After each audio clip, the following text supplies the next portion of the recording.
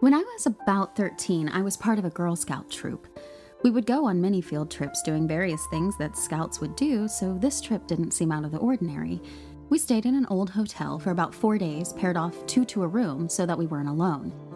From the very beginning, I had an uneasy feeling about the place, but I just chalked it up to being away from my family and in a new place that I'd never seen before. It was pretty late the first night, so we decided to go to bed, not really paying attention to the things around us. Then, all of a sudden, we heard a knock on the door. I thought it was strange because it was so late and that the knocking was in a weird pattern of 3.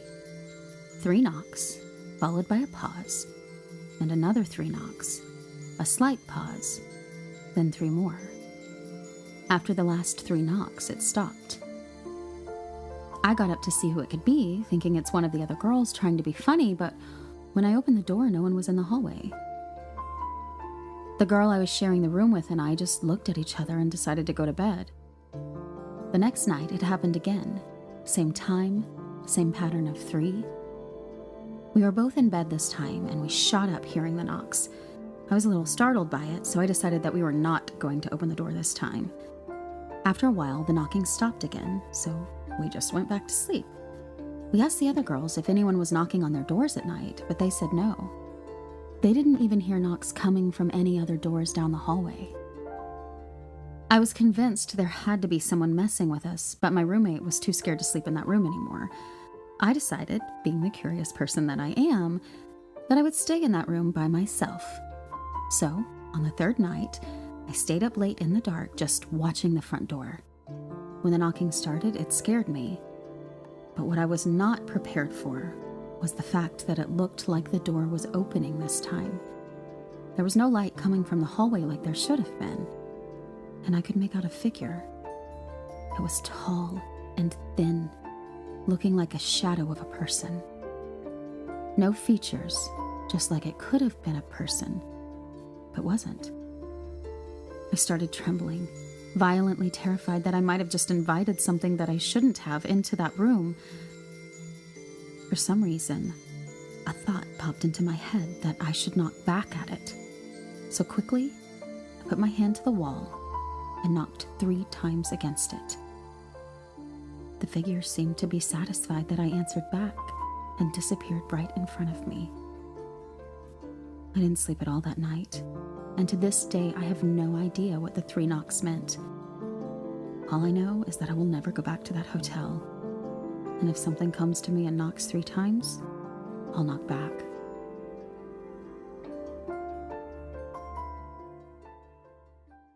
Hi, I'm Jamie Markey. And I'm Michael Tatum, and I don't know how I feel right now. What's a good adjective for me? I'm always coming up with, you come up with one for me. You're good at this. What's a good adjective for me? Lazy. No, like right now, not just all the time. Well, you don't want to come up with a word, so I'm going to stick with lazy. Lazy, but very effective by the story we just read. A knocking? A knocking. Knocking. A knocking. No, that wasn't me. That wasn't me doing that. No. A sympathetic. Sympathetic. Okay. Empathetic. An empathetic? Empathetic. Empathetic. Because that means you're not a narcissist or a sociopath. Oh, true. Okay, so Okay. I am a non-sociopathic or narcissistic Michael Tatum. and so they tell me. I don't feel like that's a fair thing to diagnose Allegedly. And this is Ghoul Intentions. Yes. Thank you so much to Sementha, who submitted that Girl Scout story. It was freaky as fuck. I can't imagine being a kid in that situation. I can't. It's because I was in Scouts, and I feel like joining the Scouts, either Boy Scouts or Girl Scouts, is a great way to have ghostly experiences, because you will. Yeah, at some point you're gonna be in an old campground or somewhere. You're gonna. I was in the Bluebirds. Oh, the Bluebirds. Yeah, but the group leader's mom or whatever, her house was within bike riding distance, and one time they had a meeting and I was there, and they wanted me to stay and play a little bit. And then it was in Oklahoma, so a thunderstorm was coming. And she made me ride my bike home. Oh. Instead of leaving. She was like, you better go home. It's thunderstorming. So it was already raining. And by the time I got halfway there, it started hailing. My dad came by. And you're on your bike? I was on my bicycle. You're getting hailed on? Yeah, I had to get off and I was pushing it. And my dad came by in his car, and he was so mad. I thought he was so mad at me. I thought I was in the biggest trouble. He took my bike and threw it into the middle of the lawn of where we were and had me get in the car and went home. And later I realized he was not mad at me. He was mad at that woman. The Bluebirds' mom. Yeah, they filed a formal complaint with the Bluebirds. And this woman just sent my daughter home in a storm on bike. Yeah, and I was never allowed to play with that girl again. They took me out of the Bluebirds. I was never in anything like that afterwards. Man. So I didn't have a ghost story. I had a hail story. Well, you had a scary story. Right. It was very scary. That was terrifying. I'd never seen my dad that mad before. It was horrifying. Yeah. First you driving home or like riding home through the storm, and then you get the storm of your father's anger. Right. Thank God it wasn't directed at you. I know. But do you love that as a kid? Like when your parents get really, really pissed, and you're like, oh, that's it. They're gonna murder me. Right. And then you realize they're not mad at you, and you just kind of feel like really good about yourself. Yeah. And then you join in their righteous indignation, and you go, you're so happy that you're not the subject of their anger that you're like, yeah, right, person that's responsible, and you join in the chorus. I was really upset about my bike, though. Well, he was mad about it. It was in the middle of someone's lawn. Not even your lawn. No, he was in the car. He was in the car and had come to find me because they called and said, where is she? Because this is a huge thunderstorm, tornado warnings, stuff like that.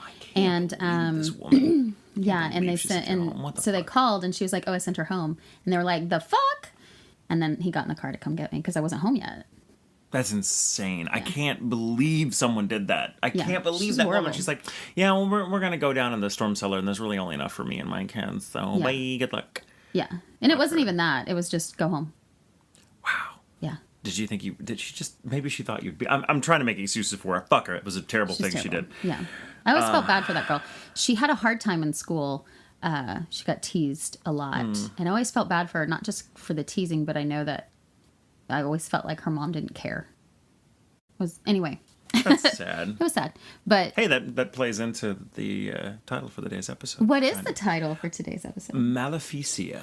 Maleficia. Yes. What does that mean? It's an old word. Let me just read you the definition. The term maleficia collectively refers to all types of malignant acts attributed in ancient times to witches and sorcerers, which could have resulted in substantial damage and subsequent death to mankind, animals, and or crops. Maleficia was also connected to a pact with the devil. Oh. Yeah, during the medieval ages. Is that where Maleficent comes from? Mm-hmm. Love it. That makes me Maleficent, happy. Maleficence, like all those words, like malignant. They're all like malignant is the one word we still use every day, which means bad shit. Yeah. And that plays in, and it sounds like because they usually put it in conjunction with sociopath, malignant sociopath, or cancers that are going to kill you. Right. Yeah. So not a good word. No. Yeah. When people say it's a good word. It's a very good word. It's a beautiful word. It's got so many letters and syllables. It's almost Shakespearean to call someone you malignant thing. I do it frequently. But yeah, I chose it because of the subject today. Not just because of the woman that sent you out in the storm, who sounded like a pretty malignant fucking force. Yeah. But at the very least, she was negligent. Yes, because again, like last week, we, you did the subject on the axe murder house, which was great and took us down so many rabbit holes. I know. I hope everybody enjoyed it. And we also had our huge announcement about the YouTube. We're on YouTube now, and we have our extra episodes on Thursday. Our little ghosticles. Stories. Why do we have to call it ghosticles? I love ghosticles. Because it sounds like testicles. I know. That's what you hear. and so that's you love it. You love that. That's. But also, that's what I've said it before. It's what I've called ghosts. I'm always like, it's the ghosticles. That's what I call ghosts all the time. Jack does it now too. If we hear something thud or something in the house, something weird that happens. Ghosticles. It's the ghosticles. It just makes me think of like transparent scrotum. makes me think I should go see a doctor. But anyway. Yeah. See, I think more of icicles or popsicles. Okay, well, thanks for making me feel like I'm obsessed with my balls. Well. I mean, you know. Or just balls in general. It doesn't have to be yours. Well, I'm probably more obsessed with my own than other people's, just because they're there. But that doesn't mean I worry you about can't them. be obsessed with other people's. Well, but I'm not. Oh, all right. I'm not generally. I don't. They're not top of mind most Yeah. of the time. I my own testicles, yes, because you got to check, make sure that everything's fine, nothing malignant down there. You don't want them to disappear. You got to make sure they're there. That's why guys are always grabbing their crotches. Like, did my balls disappear? Oh God, no, they're still there. Thank God. You got to worry about all kinds of things. Yeah. Just, they might disappear. There might be some torsion, and they kind of twist around each other, and that can be bad. And cut off blood flow, and actually that can kill you if you're not careful, if you don't see to it. I knew someone that had to get one removed because of torsion that he ignored. I know somebody who had to get them untwisted. Why are we talking about this? I hate it. Let's talk about scary things. So, okay. All of that aside, Michael gets the whole episode this time.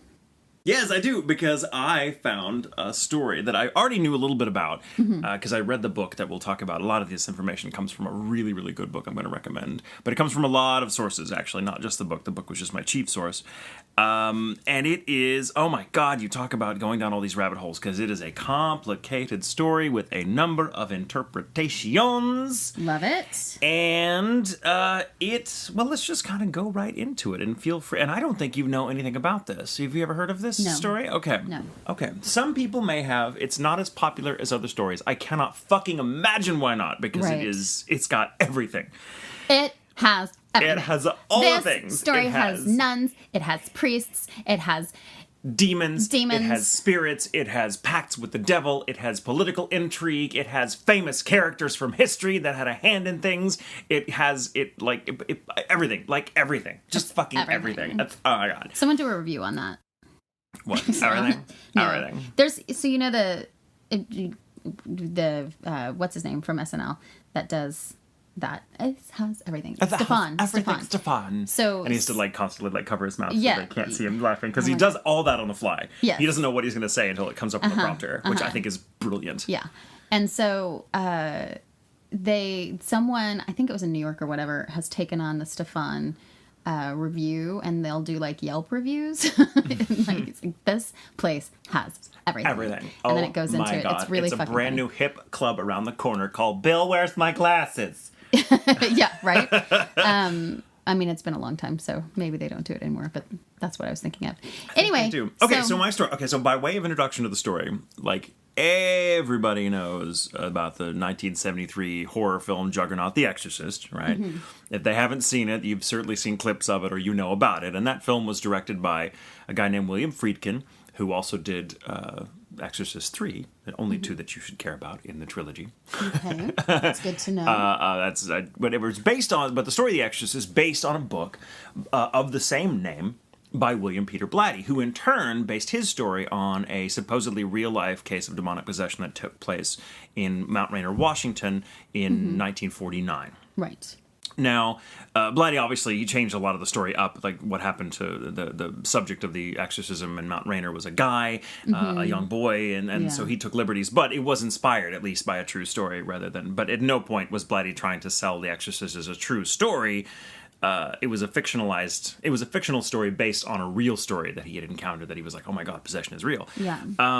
Now, less well-known, for reasons I can only begin to imagine, is the 1971 film The Devils of Loudun by art house maverick Ken Russell. Weird dude, made a lot of weird artsy-fartsy films that were all the rage back in the day.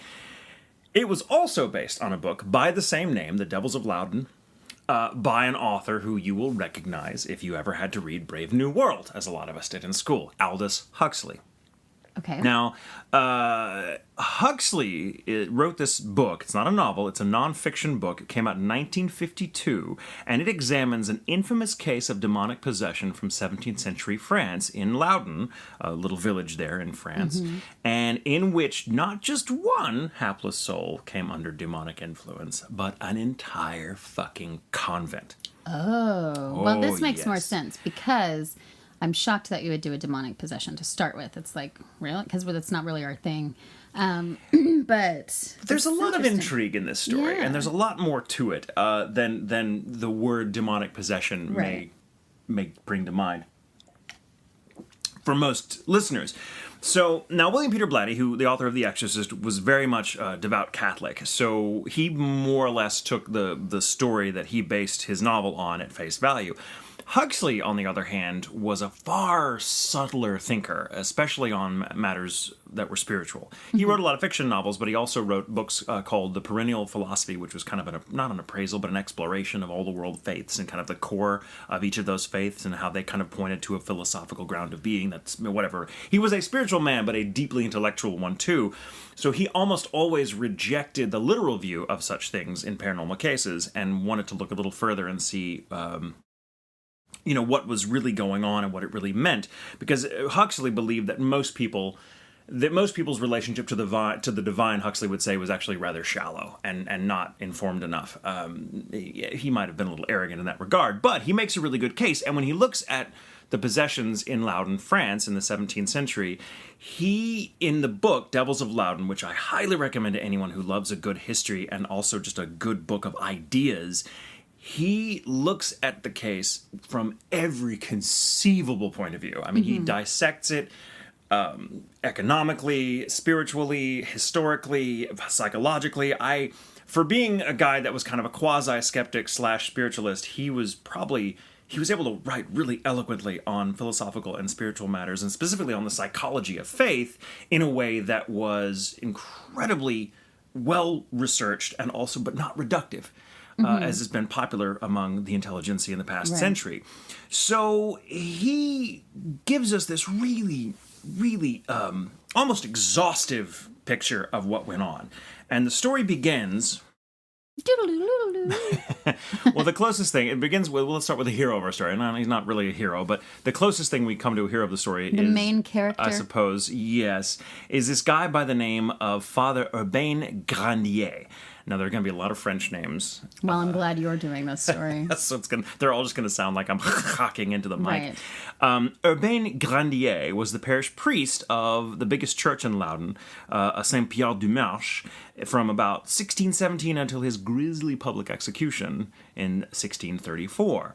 Now, he was a graduate of the Jesuit school. Mm-hmm. He actually went to the same school as the famous philosopher René Descartes. Oh. So they were kind of contemporaries. I say Descartes. Descartes? That's putting Descartes before the horse. That's right. Hey! So, handsome, articulate, well-connected, Urbain Grandier was quite popular with the ladies. He even had these. There are etchings of him. Of course, no portraits exist, but there are drawings and sketches, etchings of him, and he was. He looks kind of like Mephistopheles. I mean, he's handsome but angular, and he's got these mustaches that he waxed and had like the points curl around. So they kind of Huxley describes him as describes the mustaches as confronting each other over his nose or right under his nose, because there was very much. Who would you cast him? Who would I cast him? I would. Oh, you know what I think? A younger, by like 15, 20 years, a younger Ian McShane would be really good. Okay. Remind me of who Ian McShane? He played. He's Odin in. Oh. Yes. Oh, okay. Yeah. Okay.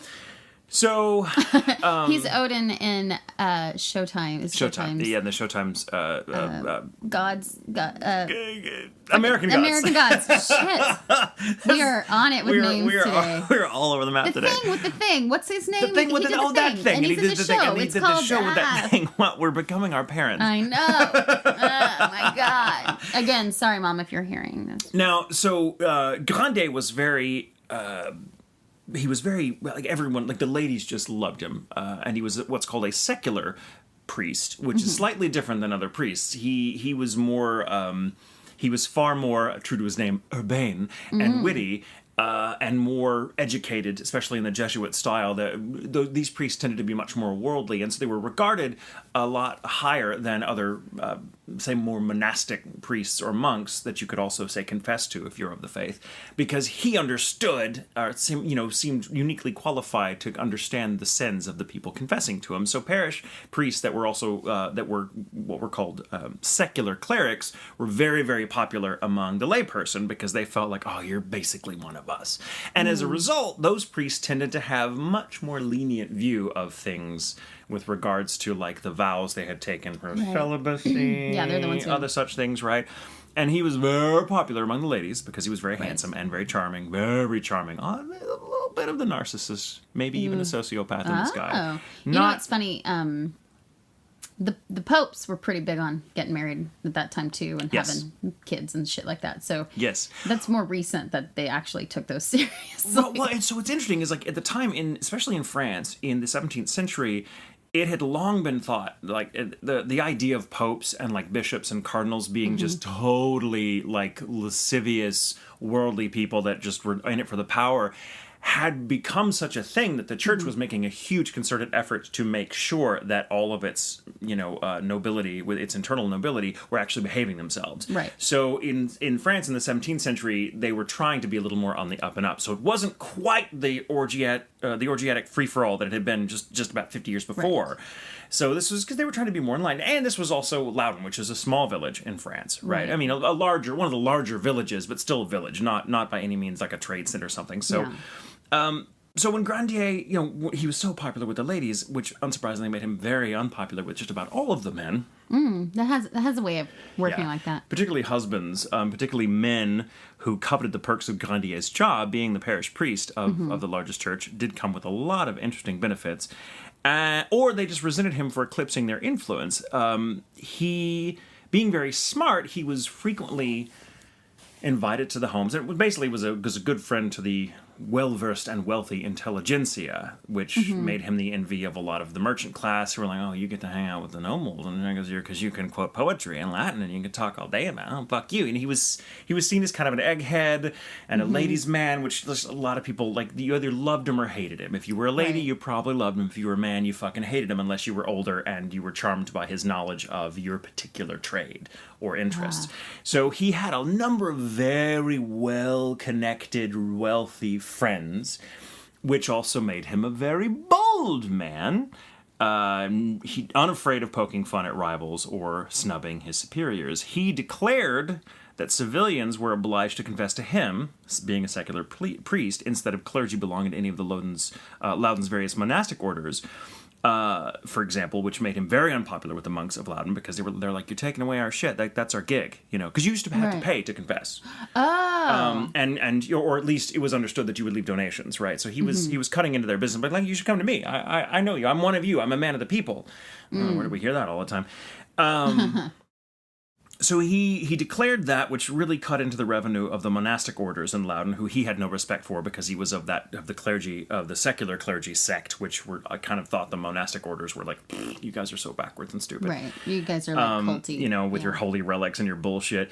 In a holy procession through town on one of the holy feast days, he rudely maneuvered his way in front of the visiting bishop of Luçon, which technically he was within his rights to do because it was his town, it was his parish that was leading the procession, but if he had known who the guy was, he wouldn't have done it.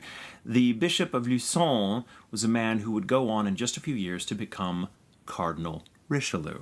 Oh. The most powerful man in France, if not the world, at the time. Yeah. Some readers may recognize him as the villain from the Musketeers novels. Right, yeah. He wrote an incendiary treatise on celibacy, calling the practice old-fashioned and impractical.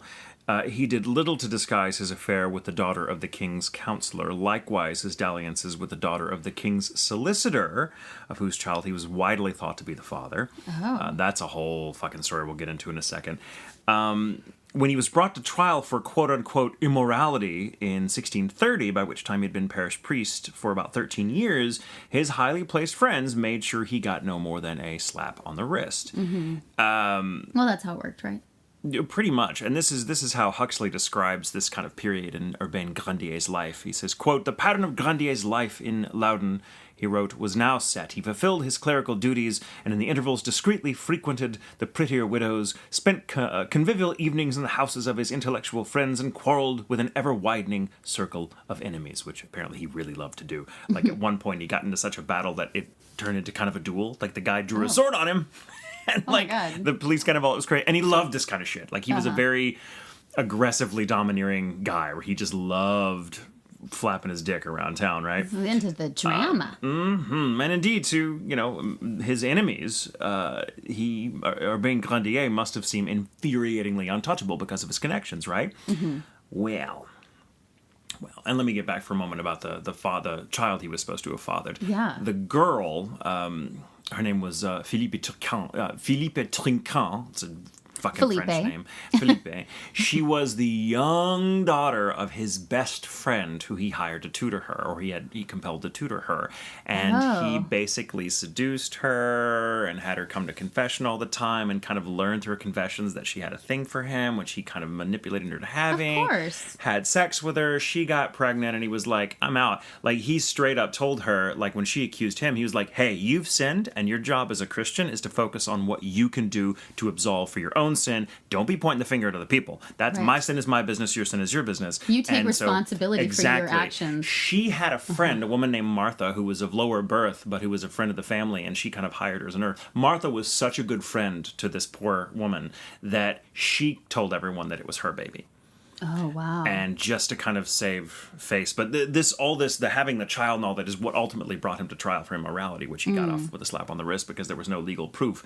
And in fact, Martha signed, this woman, Martha, signed a legal document perjuring herself that she was in fact the mother of this child, of this bastard child. And so legally they couldn't do anything, even though everyone around town, we know Grandier is the father, but legally it's not going to hold up in court because there's a document that's unassailable now because it's sealed, signed, all that. Yeah. That shows this woman is. He was a fucking asshole. And this is the daughter, the 14, 15-year-old daughter of his best friend, who he had asked to protect her honor, teach her in the ways of spirituality, because what a fucking asshole. This guy's not a good person. No. Yeah, I feel like anybody who's gonna.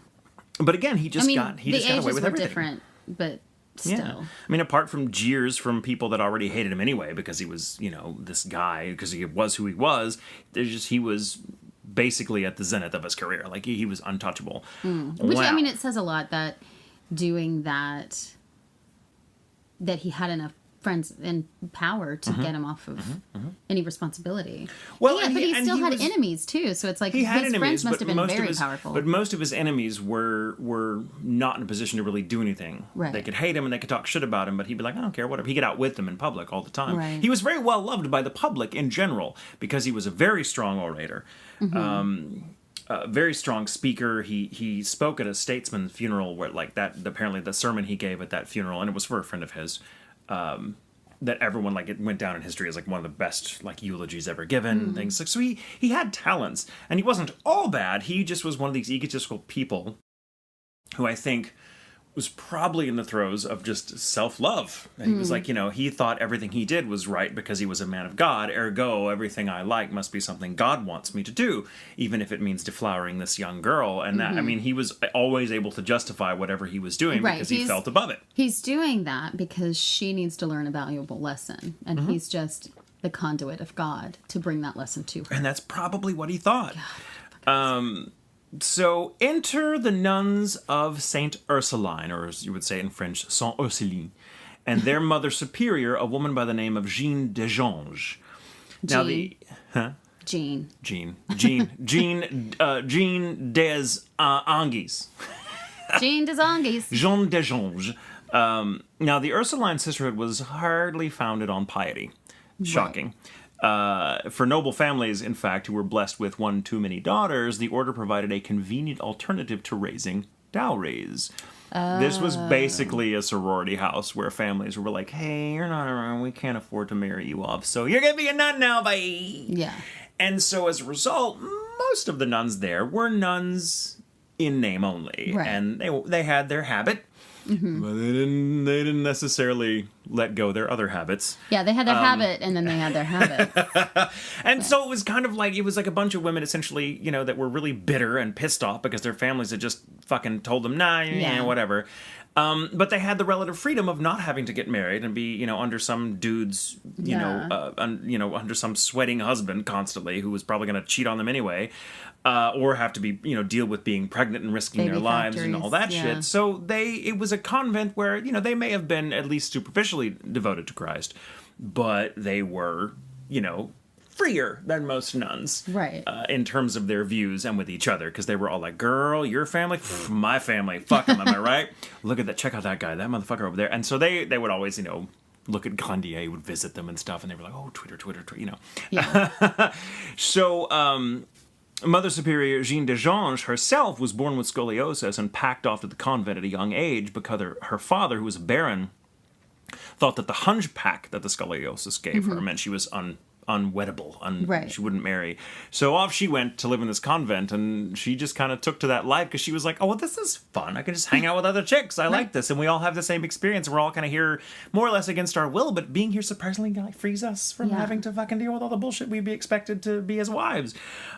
She was appointed Mother Superior in 1627, and she was one of the youngest women to ever be given that title. She was very well liked by the other sisters, is why.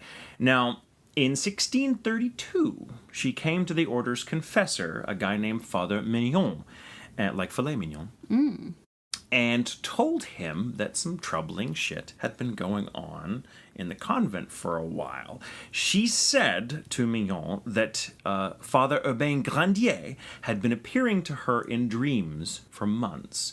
In these dreams, he wore the guise of an angel, she said, though admittedly an angel that seemed more interested in her body than her soul.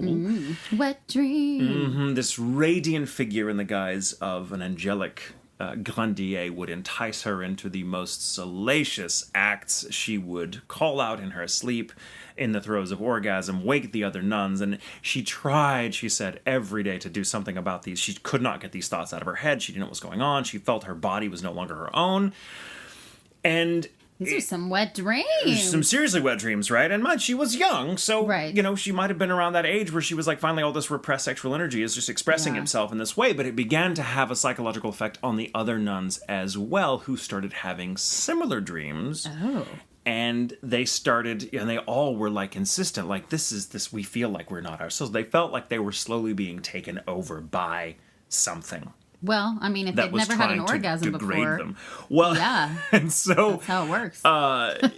So strict penance and like daily flagellations where you whip yourself did nothing. In fact, they just seemed to increase the number of They were just like visitations. into it. They were like, whip me, sister, whip me. They would wake to find themselves covered in sweat, and so these dreams started of hers and the other nuns began bleeding over into waking hallucinations, where they started kind of losing their minds. They became so such a sweet, sweet fantasy, baby.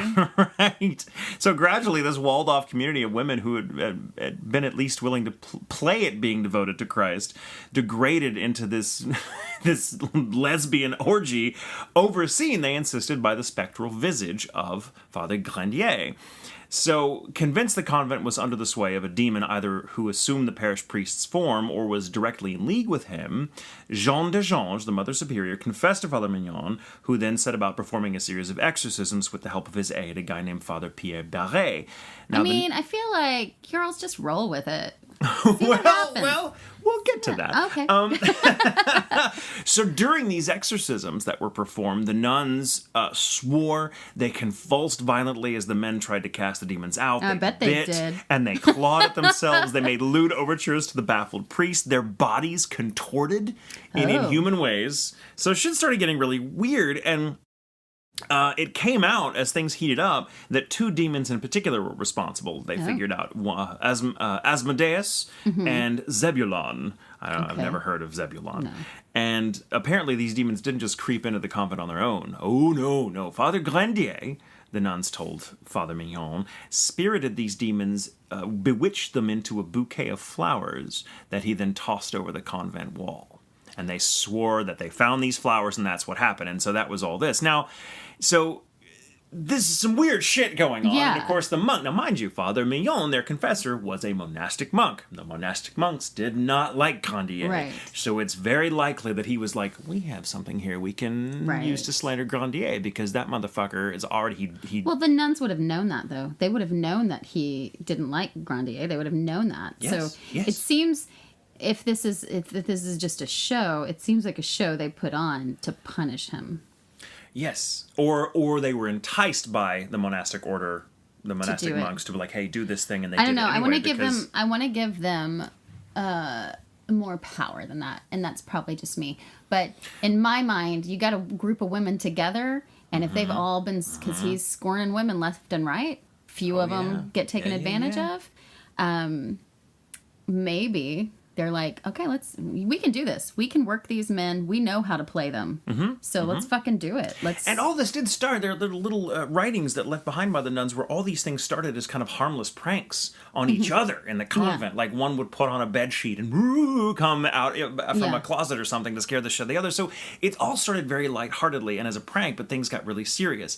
I think there's a possibility. There might be, well, we'll hear more about the possessions later, because it's not everything is what it appears in this. Is of course part of what not. makes this story so interesting and compelling, because on the surface it looks like these nuns were just bored, or maybe they hated Grandier, or maybe they were just fucking around and thought, hey, we're doing this thing, and then the father confessor was like, well, you can use this to kind of, hey, are you sure it wasn't Grandier who's doing this to you? And they go, sure, why not, it'll be fun, and things very fucking quickly got out of hand. I love it. So Grandier caught wind of the accusations, which of course struck him as completely fucking absurd, and he immediately started shoring up his defenses. He appealed to his very powerful friend, the Archbishop of Bordeaux, who he'd gone to school with when they were younger. Bordeaux, in turn, sent his personal physician to investigate the nuns, found no evidence of possession, so Bordeaux then called off the exorcisms and said, stop, this is bullshit. Word was getting around town, we're not going to hurt Grandier's reputation, stop that shit. Like, this is, you're just playing, your nuns are bored, fucking take care of it. Give them something to do. Right? So it stopped, like all of it stopped. And so for now, it looked like Grandier was safe. But before long, his enemies got Cardinal Richelieu involved. Now, as I said earlier, Richelieu had been kind of socially snubbed by Grandier several years before in the Holy Procession through Loudun. So he remembered that. Yeah. He also, Richelieu, learned that someone had penned a savage satire about him, and the stylistic evidence suggested that Grandier was the author. So he didn't forget that either. Also, he's got a bone to pick. When Richelieu first became cardinal, and i.e. the most powerful man in France, one of his first things he wanted to do, this big project he wanted to undertake, was to demolish Huguenot strongholds all over, because Huguenots were they were basically the big competitors for the Catholic supremacy. And anyone that they were basically, that's a whole long story, but basically any remnants of the Huguenot uprisings that happened years before, Cardinal Richelieu wanted to make a big show of demolishing them all. Like, your time is fucking over. And there were a lot of these landmarks in Loudun. Not just getting rid of them, but making it a big, huge thing. Yeah. And there were a lot of these landmarks in Loudun. Loudun Castle, the big castle, was a Huguenot landmark. And he was going to get a friend of his, a guy by the name of Jean. This name I'm going to fuck up. Richelieu's friend, this guy was named Jean de Labourdemont. Sure. Labourdemont. Labourdemont. Labradoodle. He was going to be the guy that oversaw the demolition project in Loudun of these Huguenot strongholds, and it was going to be a lot of money for him. Grandier, for fucking reasons of his own, got in the way of this project and opposed it, and Cardinal Richelieu basically lost the fucking contract to do it, as did his friend. Well, also it turned out, so that's one thing, right? So it also turned out, though, that there was a relative of Richelieu's, a woman named Sister Claire, who was thought to be among those possessed within the St. Ursuline convent. So he had a perfect pretext to set up the Royal fucking Commission to go into Loudun and arrest Grandier on charges of witchcraft. Oh. Guess who he put in charge of the prosecution?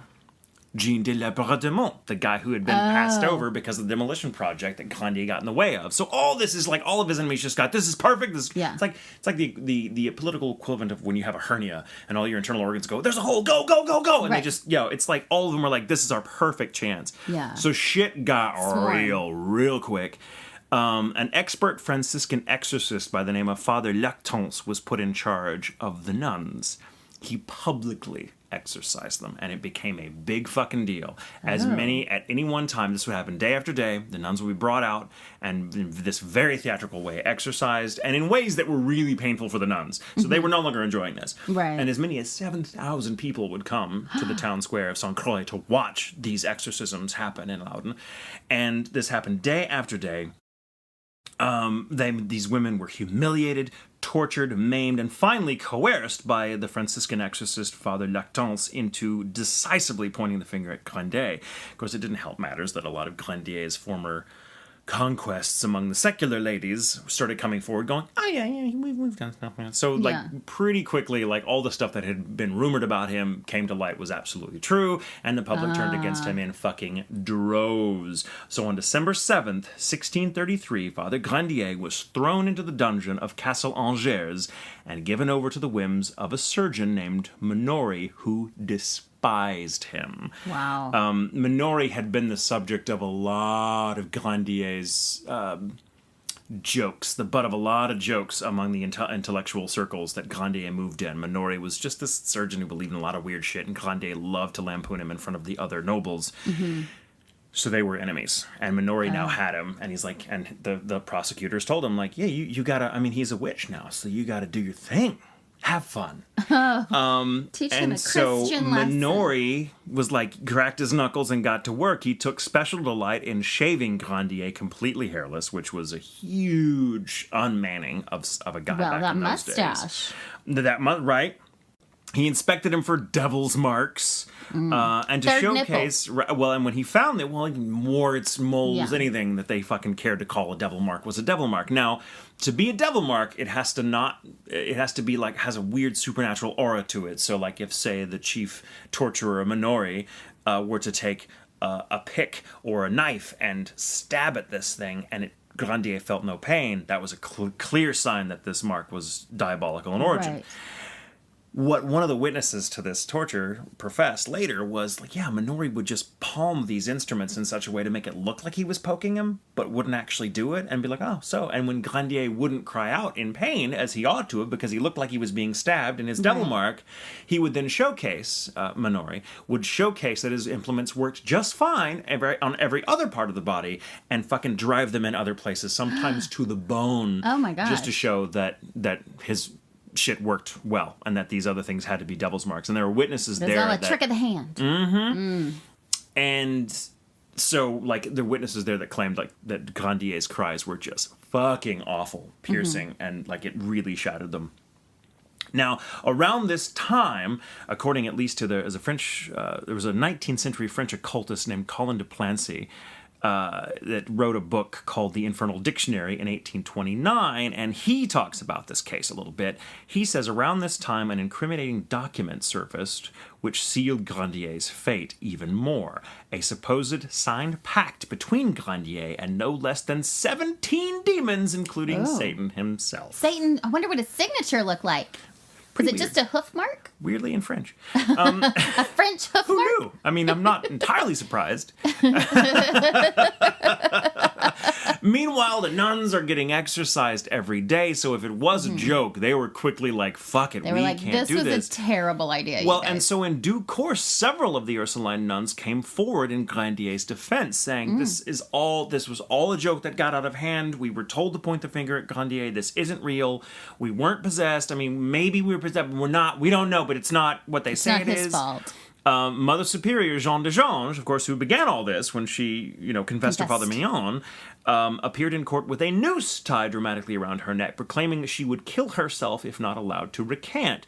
But the chief prosecutor, Jean de Labourdemont, said that this is a trick of the devil. This is clearly Satan trying to muddy the waters and proclaim, or save the life of one of his These women aren't saying what we told them to say. It must be the devil. Exactly. Yeah, It seems to be a trend. It's like nothing's changed. Oh God, it's so sad. It is. You don't want a story like this to be as relevant. I know. Relevant as it is. Relevant. Relevant. Revelatory. Relevant. I don't fucking know. Accurate. It is certainly a revelation. So under threat of still more torture at the hands of Father Lactance, the exorcist, the nuns walked back their reversal and kept silent, continued to behaving as though possessed, and submitting to the terrifying public exorcisms in full view of people that often paid to watch. So this was becoming not just a great way to oust Father Grandier, which people like Cardinal Richelieu was ready to do in a heartbeat, but also was generating some nice tourist income for Loudun, which, mind you, was a nice-sized village, but not the size of Paris, not the size of Lyon. You know, it suddenly was on the map. Yeah. And so they were like, we got a bunch of nuns that are like possessed, and this parish priest who's in league with the devil, come on down. Right. It's fucked up, right? So Grandier adamantly maintained his innocence even under torture throughout. Nevertheless, he was convicted, and the counts against him read as follows. We have ordered and do order the said Urbain Grandier duly tried and convicted of the crime of magic, Maleficia, and of causing demoniacal possession of several Ursuline nuns of this town of Loudun, as well as of other secular women, together with other charges and crimes resulting therefrom. For atonement of which we have condemned and do condemn the said Grandier to make amende honorable. I just want to say it like that. To make amende honorable, his head bare, a rope around his neck, holding in his hand a burning taper weighing 2 pounds before the principal door of the church of Saint-Pierre-du-Marche, which was his parish, and before that of Saint Ursula of this town, there on his knees to ask pardon of God, the king, and the law. This done, he is to be taken to the public square of Saint Croix and fastened to a stake on a scaffold, which shall be erected on the said place for this purpose, and there to be burned alive, and his ashes scattered to the wind. This seems very detailed. Very detailed. They were not fucking around. They were. This was like, it's like setting people in tables at a wedding. Like, what are we doing? Who's going where? Here, you're gonna have the east view of what the if, like, when he does it, he's got like a noose around his neck? What if, like, the taper has to be 2 pounds. Right. 1 pound he can carry that, but 2 pounds is just enough to be uncomfortable. Be, like, annoying because he has to carry it the whole time. Annoying. And if he drops it, we start over. Yeah. And we're gonna surround him and be like, shame, shame, shame, shame, shame. Oh, he dropped it. Do it again. Shame, shame, shame. What a great way to like off-put your own like execution that you just keep dropping the taper. I know. Oh no, like, I got to do it 5 again. years later, oh, okay, no. this time you're gonna get it right. Yeah.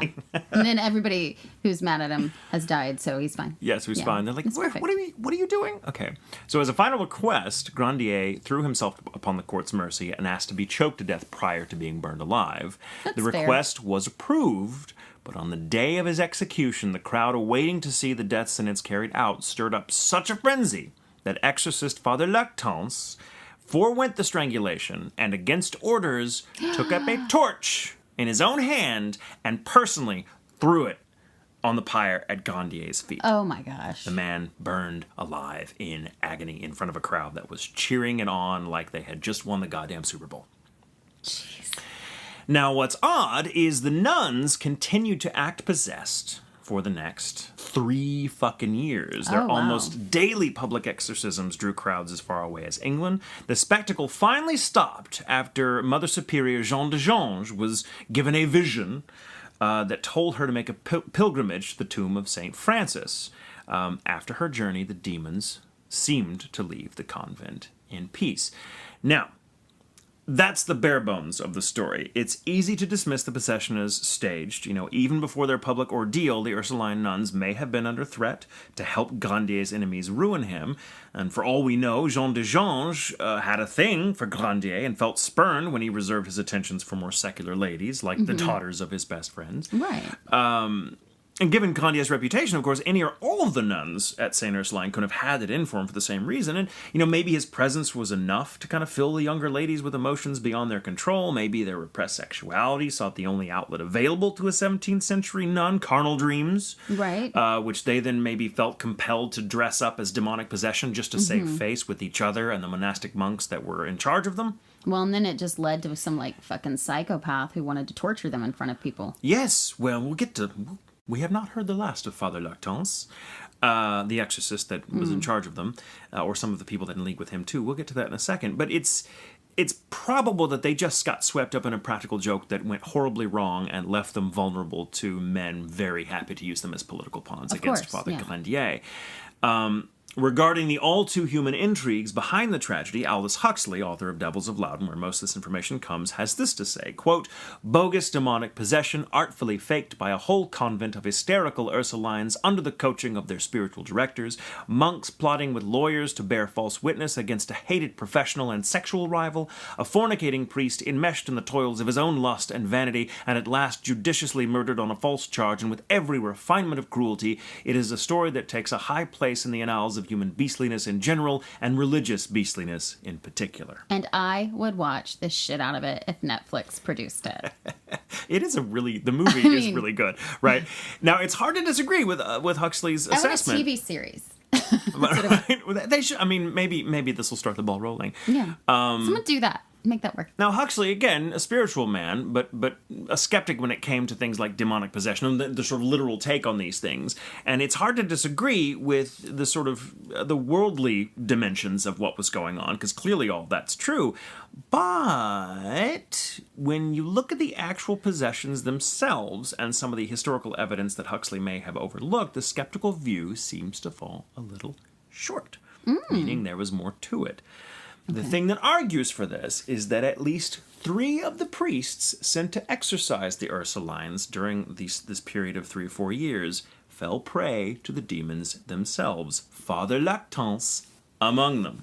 Oh. Now, Grandier's last words while dying, being burned alive, were directed at Lactance, and he said, "You yourself are going to meet God in 30 days." Oh. Not long after this, Lactance began dropping on the floor, rolling around, blaspheming against his will, all the while his mind being a detached spectator, and he couldn't control himself, frothing at the mouth, vomiting, sweating, crawling up. His body was contorting in weird ways, and this went on and on and on and did not stop until he died of exhaustion exactly 30 days after Grandier was burned. It's like he was rabid. Another priest. Was he rabid? Was that what happened? Actually, I don't know. I think rabies, if you get it, it doesn't take that long. Yeah, I don't know.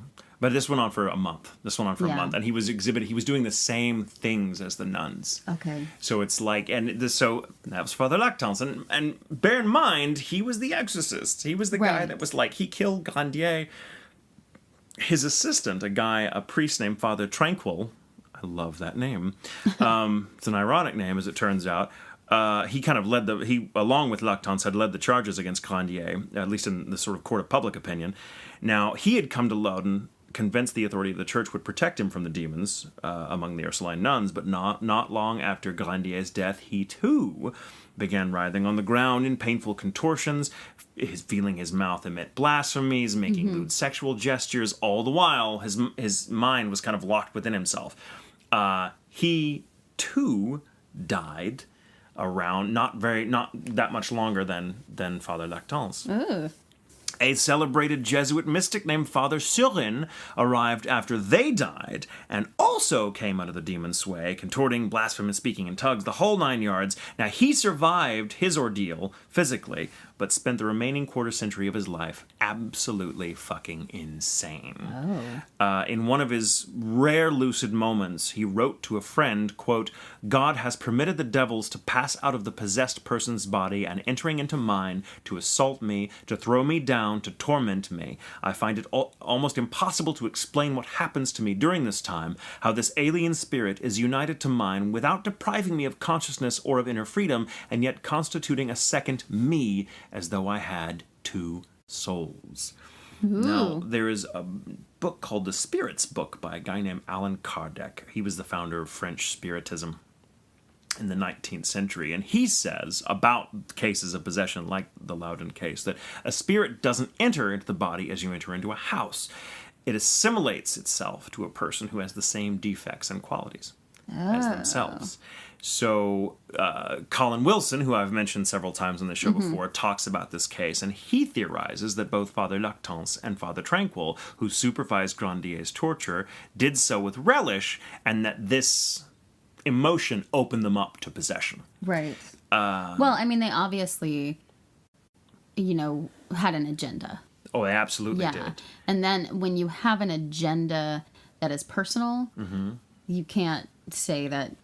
I mean, that's a selfish thing, which is not a pure, exactly, priestly thought. But behind all this, there's the possibility that there were some kind of malicious spirits at work. Yeah, digging around, or maybe they just got the attention. They were doing all these exorcisms, and all the demons were like, "What the fuck are they doing? Let's go see." You never know. Now, many years later, before her death in 1665, Mother Superior Jeanne de Jonge said in so many words that life as a nun never really suited her. Now, she went to her grave convinced of her saintliness, especially after the visions that told her to go to the tomb of St. Francis. But she freely admitted that she never wanted to be a nun. Most of the other nuns in St. Ursuline kind of felt the same way. And she wrote in her memoirs that she didn't really make much of an effort when these lewd thoughts began entering into her mind involving Father Grandier, that she really didn't do much to fight them. That she was like, whatever. And she writes, quote, "This accursed spirit insinuated himself into me so subtly that I in no way recognized his workings." So perhaps, Colin Wilson theorizes, perhaps a more or less conscious desire to harm Father Grandier made her vulnerable, as it did Lactance and Tranquil, to the wiles of a malicious spirit. Unlike them, however, and this is the last word I'll say on it until we just want to discuss it for a little bit, Jeanne de Jonge kind of admitted, in so many words in her memoirs, that she liked being possessed. Well, she had orgasms. It makes sense. But where she had recanted in court before Grandier's final execution or final trial that none of it was true, later in life she said, "Yeah, it was. I just didn't like admitting that I really kind of dug it. I dug it. I was into it. And the other nuns dug it too." Yeah. So that, in a nutshell, is the story of the Devils of Loudun. Wow. Fucked up story. So the question is, were there devils? Were there not? Because it seems to me, again, I'm standing firm with, it was fake at the beginning. They were, trying to do. There was an agenda. They were trying to do something. They were either trying to punish him for taking advantage of them, or they were just bored. Or they were bored. What they were doing was completely unrelated to Grandier, and the other monastic monks who hated him were like, "We can use this against him," and they were like, "Sure." Yeah, if you think about it, though, especially in religious upbringings, sex is bad, sex is evil. Any kind of sexuality is bad, it's evil, it's only for baby making. If, wait until marriage, sin, devil, blah, blah, blah. Sin, don't have sin, sex. Devil. So you have these, okay, so you imagine. You have a nun, she has a wet dream. What the fuck? The fuck. You're supposed to be above that. And you liked it. A little bit of guilt. The fuck. A little bit of guilt. So, you have your best friend who's there. Go talk to her. Look, I had this dream. Holy shit. Tell me everything. She tells you everything. Friend gets told everything. And just plant the idea in her head and she starts having it too. Yeah, all of a sudden, and we can't, pretend that these women probably weren't touching themselves, it's just, that's not reasonable to believe. Yeah. They weren't the most nunnish of nuns. Right. Because of their circumstances. Yes. But I can imagine that it spread. So for the ones who maybe weren't as free with themselves, then a lot of people were having it at once. A lot of people were having these dreams. And one of them is like, okay, something's wrong. Guys. We have got to stop this. It is out of fucking control. And maybe they found themselves unable to. Or guilt. They felt guilty. They were shamed. They, all of religion tells them what is happening is bad. And in their minds, they're not doing anything. It's happening when they're asleep. So here comes the shame. What do we do about it? Okay, I'm going to go confess. If it was like something that I could see it getting to that point. Yes. Without them having an agenda against Grandier. But I think they probably... They might have. I mean, it's interesting to note, too, that, it clearly started out very playful. for the nuns. We're just like, whatever. And when they finally went to Father Millon, who knew what drove Dejange to see him and confess it, because maybe he had been like, there's shit going on here and you need to fucking tell me right now. And she's like, okay, let me. And then maybe he began to make her feel a certain way about what had happened, until she suddenly realized, oh, this isn't just fine. Maybe she began to feel guilty while confessing under duress to Millon. I don't know. Of course, we can also, and mind you, she had a hunchback as well. So maybe she felt, it's possible, and Huxley kind of plays with this idea a little bit too in the book, that she may have had feelings for Glandier and felt rejected, spurned by him because she wasn't pretty, and and that caused all these unrequited feelings that it came out in dreams and all this and made her feel bad, whatever. But the fact that shit was actually happening, I mean, this shit that like these women were contorting and were blaspheming and did feel, I think it grew.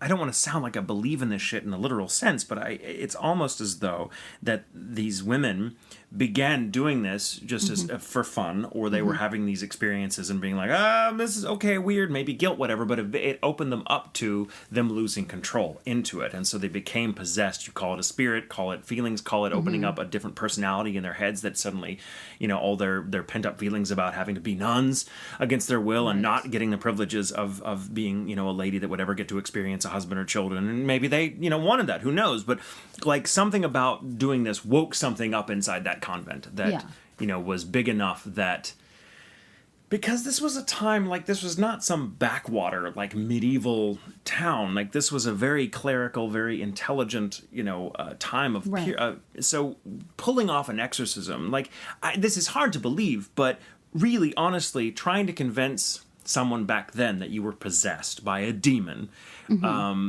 would have been probably just as difficult as it would be to convince someone of that today. Okay. Because that was kind of the nature, the complexity of the very stratified belief system that people had in that life. So for an entire convent of nuns to be so convincingly possessed, they had to either be really good actors or to get possessed by a role. As actors, we know this. Sometimes you do get taken over by a role. It makes me think of Salem and, the Crucible, of course. Right. But that is... these girls just got in over their heads. Yeah, and exactly. And then, in the same way, once the government got involved, Royal Commission, they took over, and the girls didn't matter anymore after that. But it started off as something totally different. And at that point, they were like, they couldn't just go back and be like, okay, we were pretending everyone's fine, because then they would have been legally, they could have been, they would have been considered perjurers, and that was punishable by death if you were a cleric. Well, and also at the point that it was taken over by these other dudes, they couldn't say, hey, I don't even think they could say it's not happening anymore. Oh, yeah, motherfucker, it is happening because we've got an agenda now. We need to take this guy down. Yeah. So you guys are going to be dealing with this. You get to choose who gets the exorcism, but it's going to go to somebody. You know what I mean? Yeah. Force them into it. But then you have the exorcists themselves, Lactance, Surin, and Tranquil, that all became possessed as well after the fact.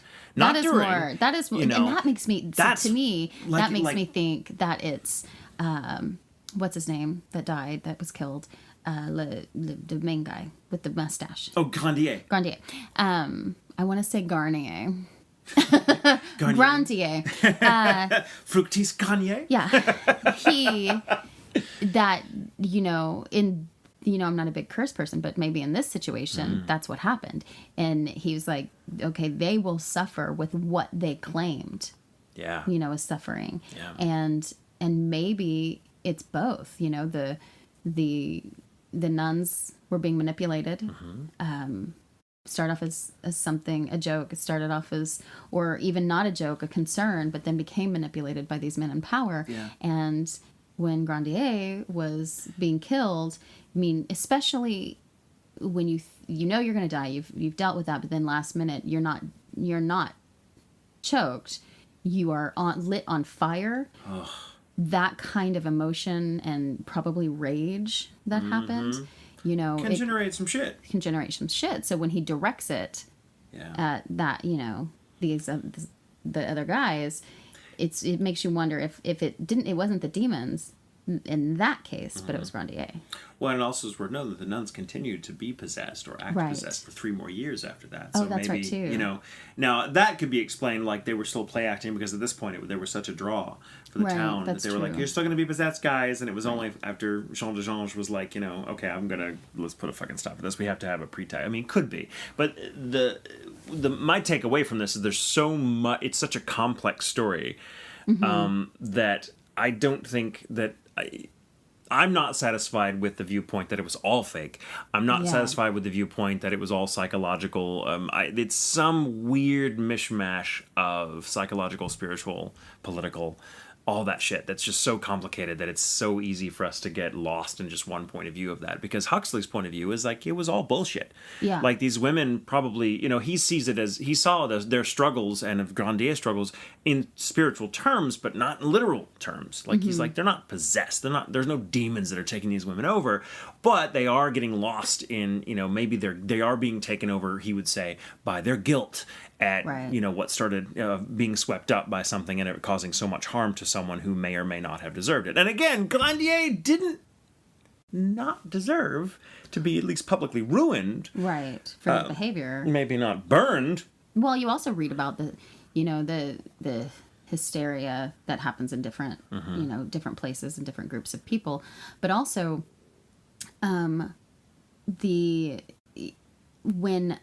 especially like you see it a lot, you are healed thing where they heal somebody and that person has contortions. They fall and they are not healed. They're not healed. No. But for some reason they're having this reaction. It's like a hypnotist type of situation. And so especially when the nuns were being exercised, was it some sort of, did it end up being some sort of hypnosis or mass hysteria situation so that it went on for 3 years? But if that was what was really behind it. Yeah, I don't know. It's such a complicated story, and that's why I love it. Yeah, that is. Yeah. Wow. The possessions of Loudun, France in 1632. Goodness, 1632. Fucked up 1632. Wow. A time that has a lot in common with our own in some ways. It sure does. I think that there's a lesson there. Stop being shitty to women, or you're going to get burned alive. Yeah, dudes, guys. Stop being shitty to women. Or other women. Women can be shitty to women too. Like it's just don't be an asshole to people. Right. Don't take advantage of young girls. It's not cool. It's not appropriate. It's not. You're gonna get set on fire. You're gonna get burned. Too easy. That was too easy. Yeah. But called for. on the plus side, when that happens, you can curse people. Apparently. Yeah. So. Apparently that shit works. It works. That is strange. Yeah. I can't believe I've never heard of that in my whole entire life. I think it's because it's such a complicated story. It's hard to it resists categorization, I think. Well, and it's so like extreme, on the one I'm hand, sure the Catholic Church is like, maybe that way is a step try that not from that one. Yeah. We don't like to talk about the exorcists and the exorcisms now. Yeah. Because, especially now they try to step further and further away from the mystical side of things, when in reality, the Catholic Church became as popular as it is because they connected to that mysticism. They connected to the pagan rituals. And, we see that in our holidays. We see that in a bunch of things. So more now, and, it's interesting too, because in Texas, especially, we have a lot of Catholics that are from Mexico or descended from Mexico. And not usually, well, in my experience, usually that comes with a certain amount of mysticism, a certain amount of very, very strong Catholic faith, but also you're going to get the evil eye, so they're going to rub an egg on your forehead or something, it's kind of a, and I think in the early days, especially the Catholic Church in the early centuries of its dominance was, they couldn't just erase the faith that they were taking the place of, so they had to incorporate it. And they left a lot of room. Like, you can do that, let's just do that. We don't want to talk about it. But that's why, when we talked about the poltergeists thing, like that was, the concept of poltergeist was first not invented, but first popularized by Martin Luther, Protestant. Before that, that was a term that applied to a bunch of different entities that were observed or believed in by pagan faiths, and that obviously the church fathers were like, well, we can't, let's just the things you're talking about do exist, but they're actually all this instead. It's kind of like, you still hear people there that think all ghosts are Satan. Right, absolutely. Or there are no ghosts because of whatever religious purposes. And then we've said it before, if there's a Holy Ghost, why that it's in the title. But